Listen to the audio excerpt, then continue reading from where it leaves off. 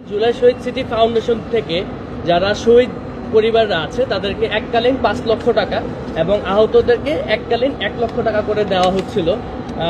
এখন আমরা আহতদের জন্য এই টাকার পরিমাণটি সর্বোচ্চ 1 লাখ থেকে 3 লাখ পর্যন্ত নিয়ে গেছি।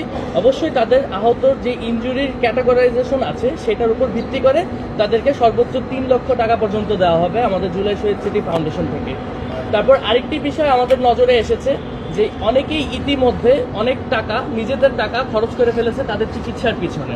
তো সেই চিকিৎসার জন্য যাদের এখন পর্যন্ত যত টাকায় খরচ হয়েছে সেটি ফেরত দেওয়ার একটি উদ্যোগ আমাদের এখান থেকে গ্রহণ করা হয়েছে।